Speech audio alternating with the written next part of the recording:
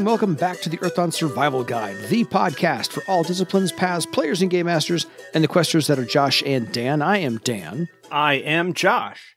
My co-master over there with me. We are going to harken back to episode 14. So we're on 108 now, going back 90-some-odd episodes to episode 14, The Archer. So tonight will be all things archerial, but first, we have an announcement to make. We are going to be doing a live podcast at FreedoniaCon on February 20th, 2022. So we are asking people for any and all questions you have ever had to ask Josh and or me, mostly Josh, to fill content for the 1-hour live podcast on Sunday. So get us your emails to edsgpodcast@gmail.com and we'll get them read live on the air. And even if you don't attend the con, they'll be going out in the feed on a regular podcast. We'll get that one out there as a special episode, so you will not miss it. Promise. Yes. Of course, for all things FreedoniaCon, you can visit the website at facetgames.com or check out the Facet Games Discord. There is a link at facetgames.com, which is an open invite that'll take you right to the server where you can join the occasional madness.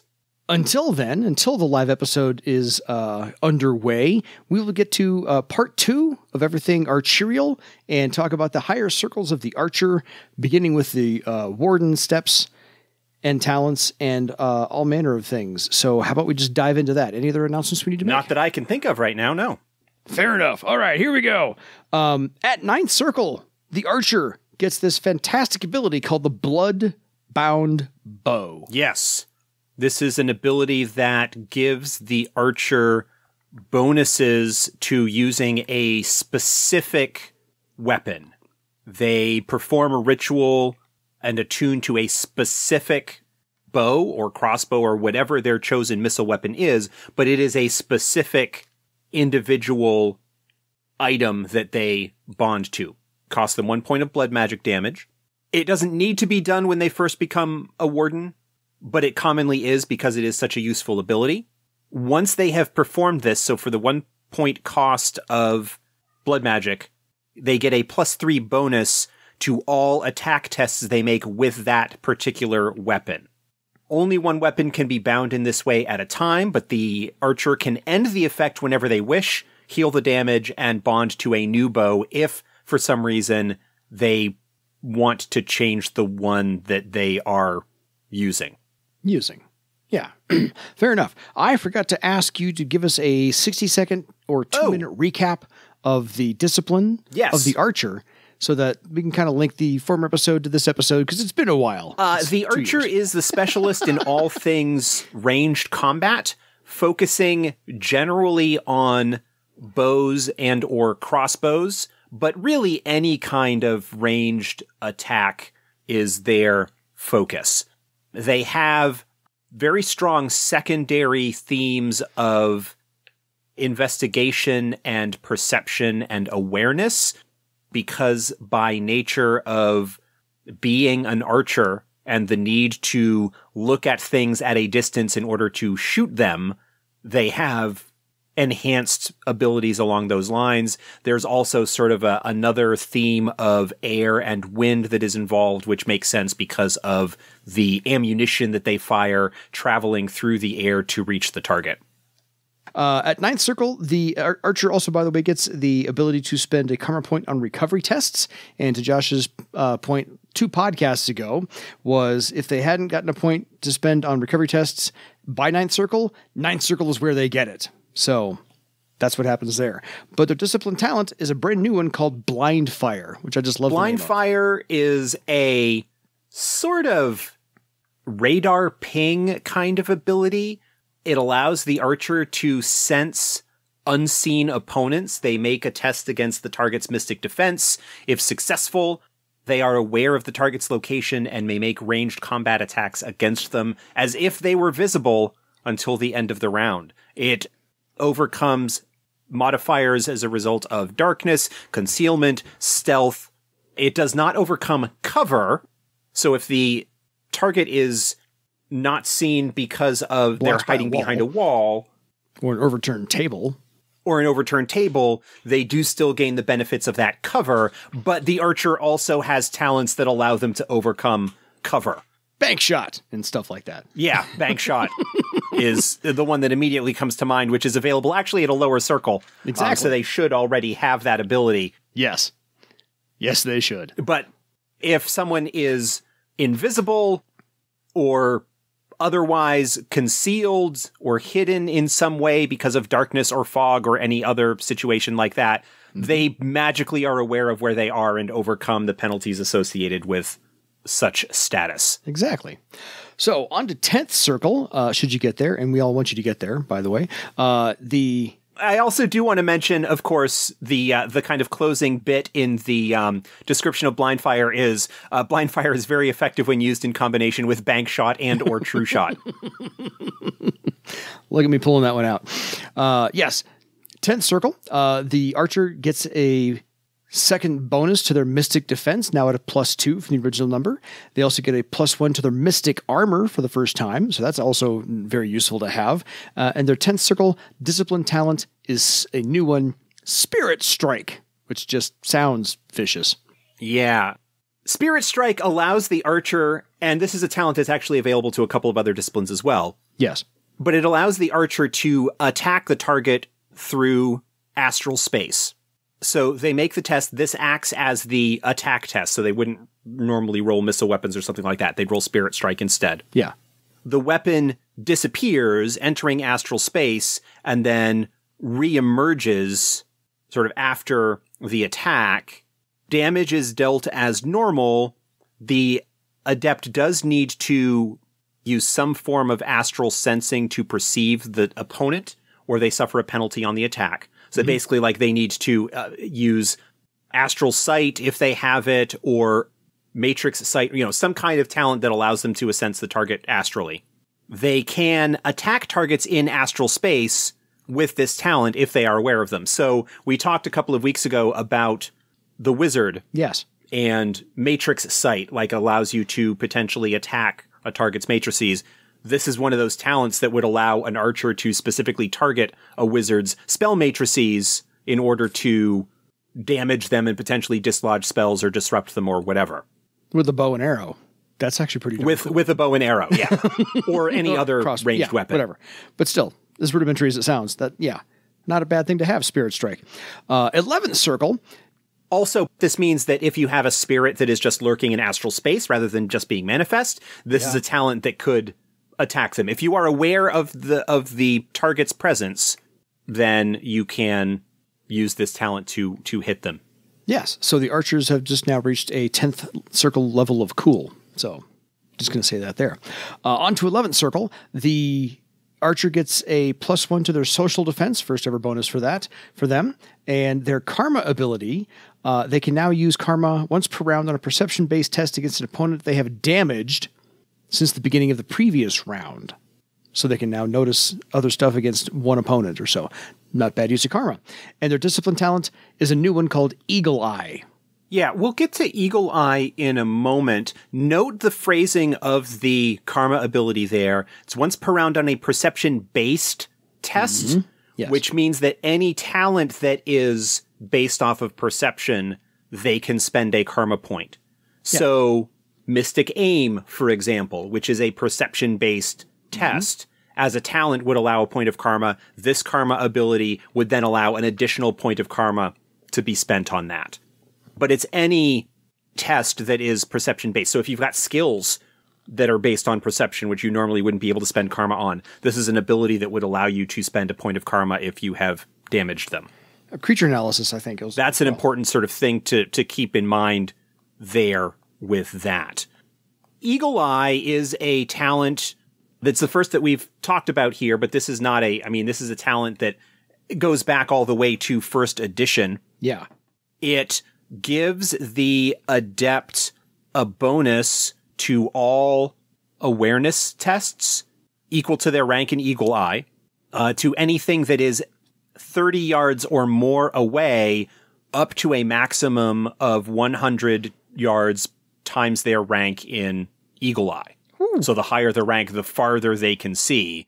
This talent also when it's used, negates any penalties associated with range for an attack. Very nice. So you could be at the maximum range for your weapon, and you would not suffer the negatives to your attack test that you would just by taking the point of strain to have this bonus. Very nicely done. So a nice little boost there to the archer's abilities. We kind of are looking at here, one of the things that kind of ends up being a potential downside for archers as ranged combatants is that there are a bunch of things that would apply as penalties to their attacks. When you start talking about range or cover or concealment or darkness, some of which affect other disciplines as well, but is much more of a difficulty in some ways for the archer. They are getting talents and abilities that allow them to overcome it. You've got Bank Shot, which allows you to overcome cover. You've got Eagle Eye, which allows you to overcome the penalties associated with range. You've got Blind Shot from, an earlier circle that allows you to overcome darkness or other concealment penalties. Yes. You get Long Shot, which I think is a lower circle talent as well. You are correct. That allows you to extend the range of your weapon even farther. And so you just kind of start stacking all of these abilities and bonuses that allow you to overcome or basically ignore all of the penalties that would normally be associated with cool stuff that you're trying to do. Yeah. So you get to roll your actual step instead of having all these modifiers attached to it. So very cool. Love doing that. 12th circle, the archer gets a +4 to their physical defense from their original number. So you take the highest, of course, bonus that you get there. And they also get a +2 now to their base initiative step. So they really get to go, I can't say first, but they're trying to go first. There's a nice little enhancement to that. And their discipline talent is Missile Lock. Like Top Gun. Missile Lock. Yeah. The Adept, as a simple action, marks the target and establishes a link between themselves and the target. If successful, the target is marked and the Adept is aware of their direction, and it provides an additional bonus to Mystic Aim tests that they make while the target is marked. They also know the distance if the target is within 100 yards times their rank in Missile Lock. Yeah. Similar to Blind Fire, you know where the target is. It provides you some bonuses to an earlier talent. Again, seeing that sort of mechanical development idea that we come across with a lot of these higher circle abilities that enhance the use of earlier, more basic core powers of the discipline. So in addition to all those really cool new ones you get at 9th, 10th, 11th, and 12th circle, there is, of course, the option pool to draw from, and there's 10 at the Warden level, but 5 of them are not new, so we'll kind of gloss over those just to save some time for the ones that are new. So options available to the Archer at Warden circles, 9th and above, are Astral Sight, Lasting Impression, Life Sight, True Sight, and Wood Skin. Very cool for an archer to have wood skin. But here's the 5 new ones. Before we get into the new ones, you will notice, Astral Sight and Life Sight, those are both True astral Sight. sensing abilities that would work. True Sight allows you to overcome illusions. Sorry. It gives you a bonus to sensing illusions. But those first two, Astral Sight and Life Sight, if you don't already have it through some other method, would be really, really useful for picking up in combination with Spirit Strike. Yeah. Because those allow you to sense the target astrally. The one that you choose, I think Astral Sight is generally a little bit more broadly useful. Fair. But it does not see through things the way that Life Sight does, even though Life Sight is a little bit more limited. Just when you start kind of looking at your options, it's maybe not a bad idea to consider whether you want to pick one of those up. Fair. And then Lasting Impression and Woodskin, I think also, Woodskin especially beneficial if you're doing a more combat-based archer. Yeah, Woodskin is nice if you find yourself in a situation or you're in a group where you're likely to end up seeing more physical stuff, then it might not be a bad idea to pick up. Lasting Impression is decent if you've got a character who is expanding some of their abilities into a more social sphere, but that's absolutely an optional thing if you are going with a more sort of combat-focused approach. Yeah. So onto our 5 new ones that the archer gets are, and we'll just do these one at a time. So Chameleon. Chameleon is a concealing talent. I mean, it's exactly what it says on the tin. It is an illusion, but it allows the adept to blend into their surroundings. Any test that the character makes to avoid detection gets Chameleon as a bonus to those tests. Yeah. And if anyone like me has the thought running through their head from the old Tick cartoon, you can't do plaid. But that's just me. So anyway, on to the next talent option, Critical Hit. Critical Hit, I think we actually talked about with the Air Sailor. Mm-hmm. I think it's actually available with them. If you score 10 or more, so 2 extra successes or 3 successes total, when you attack a target, your damage is increased by your rank in Critical Hit. Yeah. At no additional cost. You just need to meet that success threshold. Yes. Our Air Sailors get it at Master circles. Archers get it at Master Warden. tier, yeah. Warden tier. So, not bad. New talent as well from the option pool, Defensive Posture. Defensive Posture, I believe, also shows up in the Air Sailor. Yes, they actually swapped list of stuff. They get it at Warden tier, and Archers get it at Warden tier as well. So, yeah. So this provides a bonus to any tests that would improve physical defense, avoid blow, acrobatic defense, anticipate blow, anything like that. Yeah. It provides a bonus to those things. Fair. Next talent option, Ethereal Weapon. Ethereal Weapon is another of these sort of mystic attack type talents. This one is in as an option largely to prevent just doubling up to very similar things. It can be particularly useful. The difference between this and Spirit Strike is that Ethereal Weapon, it targets Mystic Defense, but the damage is reduced by Mystic Armor instead of physical armor. Spirit Strike is an actual attack. Ethereal Weapon is an enhancer. Yeah. So basically what happens is you make the test and the damage goes against Mystic Defense, and it provides additional damage bonus above and beyond the normal damage bonus that you might get for successfully attacking. So this is a way to really spike the damage. Like if you're going for a really combat heavy build, this combined with Critical Hit can really spike your damage potential. It's also not a bad one to pick up because it does mean that you're going against Mystic Armor, and Mystic Armors frequently tend to be lower, or you might have somebody that has a much higher physical armor than a Mystic Armor, and this is a way that you could potentially get around the damage reductions that come about as a result of that. Yeah, fair. Like Spirit Strike, Ethereal Weapon also allows you to attack targets in astral space if you are aware of them. Nice. So again, spell matrices, spirits, anything that's purely in the astral is also targetable by this ability. Yeah, very cool. And the last Warden talent option for archers is something we previously talked about, Matrix Sight. So again, Astral Sight, Life Sight, Matrix Sight, True Sight, a whole bunch of vision options at Warden tier. So Matrix Sight is the one that specifically allows you to see and therefore target spell matrices. If you are looking at potentially speccing yourself out to be an anti-spellcaster archer, because spellcasters likely tend to not be up in the scrum and tend to maybe be a little bit farther away, especially when you're at these power levels where they can have extra threads to enhance the range on their spells and things like that.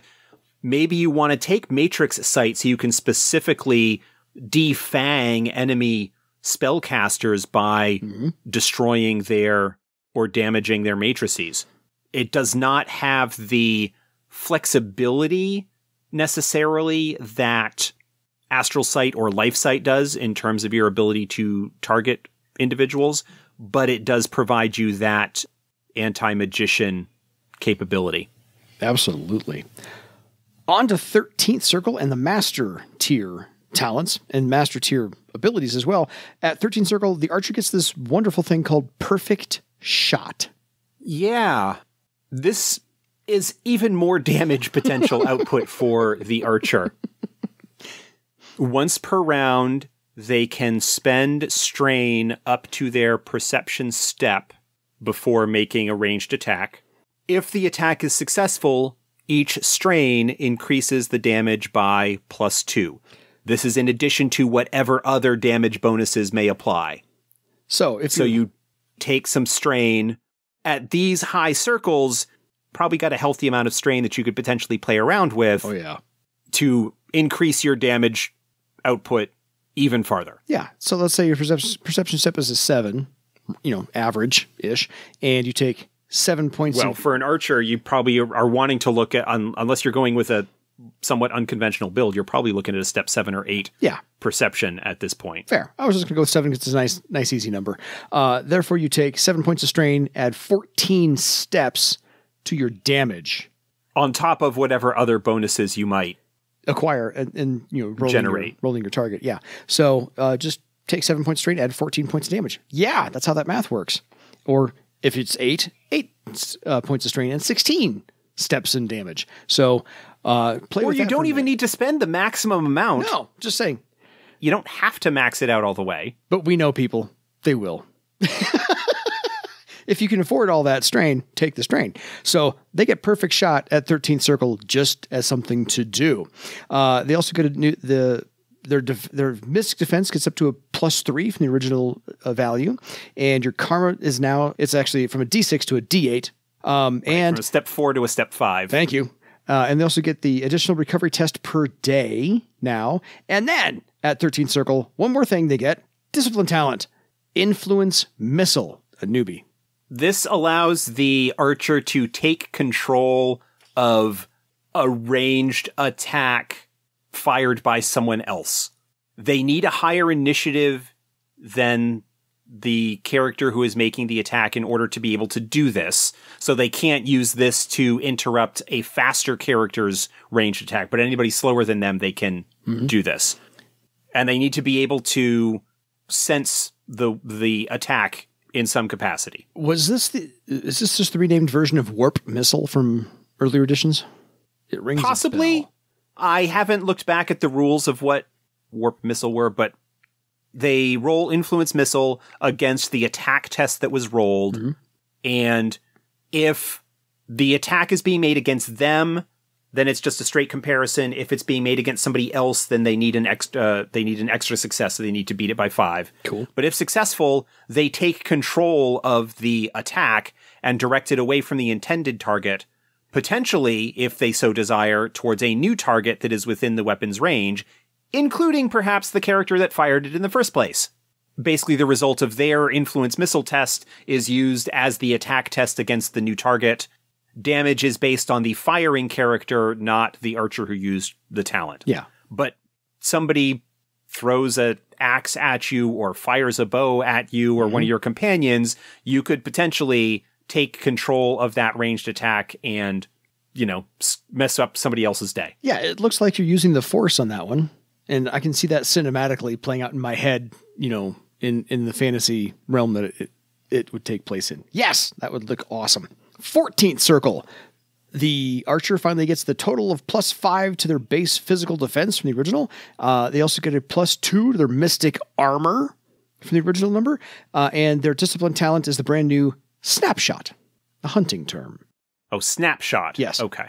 If you see the Robin Williams movie 1 Hour Photo, he explains how Snapshot is a hunting term. Original photography. Anyway, go for it. This allows the adept to make an instant ranged attack. It can preempt another action, but not interrupt one in progress. So, as the example provides, they could use Snapshot before a target makes a melee weapons test, but if the test has already been made, they can't interrupt the damage test. Oh, fair. Okay.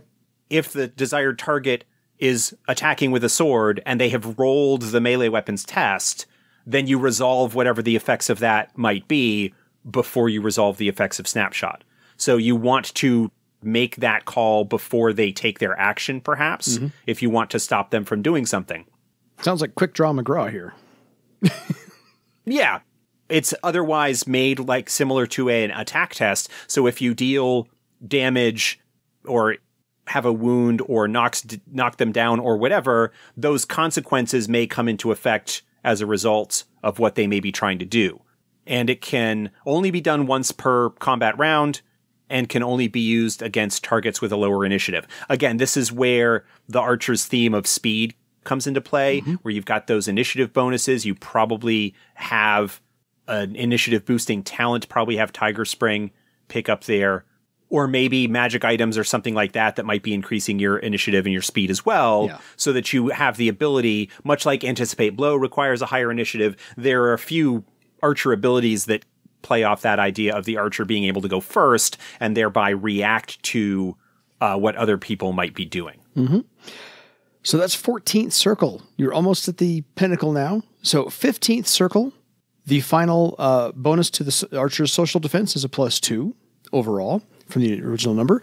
And your initiative is a final +3 steps from your base initiative step. So if you're not going first by now, you're in trouble.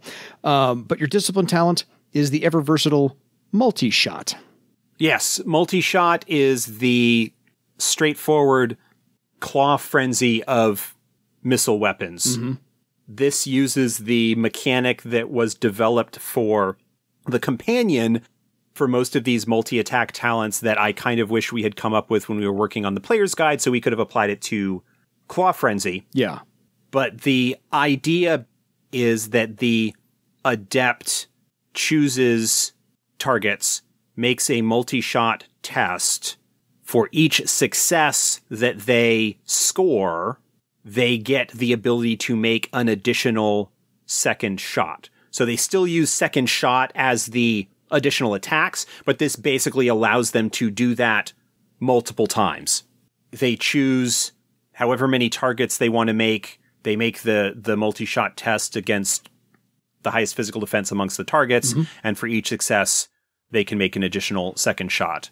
Yeah, that doesn't suck. And it does cost some extra strain for those additional shots on top of that. Yeah, but you're 15th Circle by this point. You got some wiggle room on your strain. You can soak some. Yeah, you've got some strain to burn. You've got the possibility, once you've got a few ranks in this and can get good successes, to be able to make multiple attacks. Yeah. So nothing there to slouch at. So that's the pinnacle of 15th Circle. But at 13th, 14th, and 15th, you of course get some talent options, and you only get 3 of these, and I think there's 8 total, as usual. 2 of them are we've talked about before, Lionheart and Orbiting Spy. I just love the fact of an Orbiting Spy like a spotter for an Archer. That sounds kind of cool to me. Lionheart is, of course... The Orbiting Spy, incidentally, can also see into astral space. Look at that. So, yeah. Trust the Archer's eyes. I'm going to go with that one. So of the rest of the master talent options, all of these are new. We've talked about a couple before, like Relentless or at least Recovery. New in the Companion. Yeah, at least new in the Companion. Relentless Recovery, we've covered. Second Chance, we've covered. That's your, my dice suck today. And Soul Aegis, we've covered. But I think that the last 3 are fairly new. So Venom. Yeah, Venom is new. This allows the adept to add a poison to their attacks. It follows the rules for poisons and adds a damaging poison onto an attack. Look at the rules for poisons in the Game Master's Guide to understand what the mechanics of that are. Yeah, totally. But still, you get to add poison, lickety split. Not too bad at all. Yeah, one of the things that I want to mention with regards to Venom, when that starts getting into high ranks, it gets really, really nasty because there are 2 things that are based off of the character's rank. The step of the Venom itself is toughness plus rank, and the interval, that is the number of rounds that the poison effect lasts, is the rank in Venom. Once you get that up into high ranks, the target would need to make a resistance test against, let's say even if you've only got a rank 5 toughness, let's say you don't even have that very high, but you get up to a rank 8 or 9 or 10 poison in the talent, you're looking at a step 15 as the target number of 15 for the resistance test. It does step 15 damage each round for 10 rounds, if you're looking at a rank 10. Significant. That's a lot of potential damage output if you throw that on something that does not have a particularly high toughness or ability to resist the poison. I mean, it is circumstantial. The utility of it will depend sort of largely on what you're going up against. Mm-hmm. Creatures with high toughness steps that would be likely to resist it might not be as useful. You know, horrors, stuff like that. Mm-hmm. Dragons and other, you know, master tier creatures tend to have really high toughnesses and therefore might have a pretty decent chance of resisting it. But against other stuff, it could be crippling. Yeah. So that doesn't... Because you only need to hit once. Fair. Yeah, because the venom and the poison will take care of itself for a few rounds after that. So on to Vital Strike. Vital Strike allows the adept to spend a recovery test to deal additional damage. If they successfully attack, they do the normal damage, they spend a recovery test, and then roll Vital Strike and deal that as additional damage. It's considered a separate damage test resisted by Mystic Armor, and it's possible that it could also inflict a wound. Damn. So it's nasty. Yeah. Yeah. As if the archer doesn't have enough stuff to spike their potential damage output. Yeah, they've kind Vital Strike, if you've got a higher toughness, can fuel some really nice additional damage on top of that. Yeah, I think they've kind of gone from the pea shooter at first circle to like, slinging billiard cues in mid-range, 9th, 10th circle to firing off the howitzer here at 15th. So that's my analogy. And the last master tier talent option, Vital Ward. Vital Ward is the defensive counterpart to Vital Strike. Mm-hmm. The adept, again, needs to spend a recovery test in order to power the ability, but they spend the recovery test to add their rank in Vital Ward to any kind of active defensive test. Avoid blow, resist taunt, riposte. Mm-hmm. I would actually consider Influence Missile to be a defensive one in this case, because you are using it to potentially defend yourself. Use those recovery tests potentially to grab a little bit of a bonus to your defensive capability. Not bad at all for the archer. Like, thoughts on knacks that might be beneficial to gain from these new talents. I don't think we've done those in the previous two, and I'm sorry about that for all the listeners who might have some questions. Email them to us. But I think this is a wonderful little option list of talents that the archer gets. Yeah. Like I said, to increase their damage, their sights, their capabilities.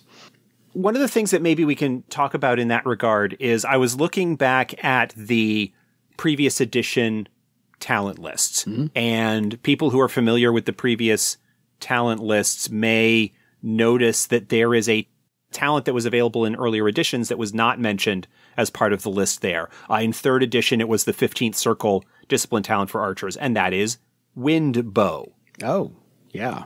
Wind Bow is now a knack. It is based off of missile weapons talent, requires a minimum rank of 8 in missile weapons, but it allows the adept to make missile weapons attacks without actually needing a bow, crossbow, or other device to fling the ammunition downrange.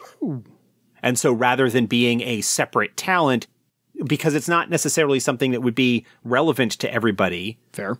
It's now a knack. It's still a really cool ability. Yeah. But now it's something that you can pick up, and it's just based off of your missile weapons talent, but it allows you to throw ordnance downrange without needing an actual device to do that. It's like playing lethal air guitar. I didn't really look through the knacks much at all. No, it's just a surprise question because I knew we forgot to do it for the Air Sailor and the Wizard. That's my fault. There's a knack for, this is a low, like it's the free talent Call Missile, but there's a knack that when they get up to rank 6 in Call Missile, or basically 6th circle as an adept, call any missile. It allows them to call not just their own, but any other ammunition, including maybe stealing ones from their opponent's quiver. Totally. Go ahead and look through the knacks. I don't have a handy list of things in that regard. Yeah, but Call Missile is the free talent. Call Missile is the free talent. Totally. The Archer is really cool at High Circle. Some of these talents and so forth that they get, the ones that are sort of new and perhaps unique to them, are based on talents that they had previously. If I were sort of making my master tier, my 15th circle, like what I would pick as my talent options, I probably would go with Vital Strike, Relentless Recovery. That could be handy in terms of recovering damage. That one's decent. Soul Aegis gives you defensive bonuses. Orbiting Spy increases your perceptive abilities even further. This is all like really solid choices there. Again, second chance. It's a really nice sort of around general purpose usefulness, but I think there are other things that would be better chosen for you when you're going that route. It's still not a bad option. It's just the least of the... Yeah, it's still not a bad option. I just feel like there are probably better ones that you could go with. Fair. I trust that assessment entirely. It's a matter of how you're building your Archer, and the way I do my options has always been, well, what would I have liked to have had that I didn't have this last couple of adventures? That's the talent I'm going to pick up next. The choices, kind of looking at these options and going, okay, if I were actually making an Archer, unless there was something weird with my group where I needed to be filling in some other stuff, I probably would be making choices that would help my offensive capability. Critical hit. Yeah. Probably Astral Sight, maybe Matrix Sight, depending on like what I'm expecting to go up against. So that you have that astral perception to overcome the penalty you would otherwise get on Spirit Strike. Wood Skin is a decent defensive talent. Give yourself a little bit of extra power. It does cost recovery test. There is not anything in the Archer's bunch of stuff that gives them more recovery tests beyond the ones that they get from their toughness and their circle bonuses. The circle bonuses. There is a talent that basically provides you with additional recovery tests that can be used to power abilities like this, but the Archer doesn't get access to it. So that does somewhat limit your ability to use something like Vital Strike or Vital Ward, which is powered by that. So you kind of need to take a look at what your resources are and make your decisions based on that stuff. Yeah. But the High Circle Archer has some really nice potential for damage output, and especially once you get into these higher circles, some increased flexibility into how you can deal that damage. The ability, like with Ethereal Weapon, if you want to pick that up, to ignore physical armor and go after mystic armor instead. Yeah. And again, overcoming range, darkness, concealment penalties, missile lock, which allows you to know where a target is.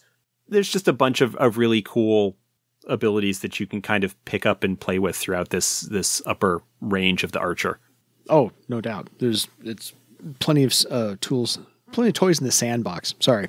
Folks, if you have any questions for us about the Archer or any other discipline, higher circles that we've talked about, those Warden and Master tiers, feel free, please, to contact us at edsgpodcast@gmail.com in case you didn't know the email address to get a hold of us. But otherwise, please send us some emails for our Email Palooza live podcast on February 20th at FreedoniaCon. Coming up, in just a couple of days. It is this upcoming weekend as this episode is scheduled to drop. So you got 3 or 4 days. Only a couple of days to get those in. You can get them to us by Sunday. Other than after that, folks, you got to wait for the next podcast. So until next time, I suggest you go trust the eyes of the Archer for your own legend. Good night, everybody.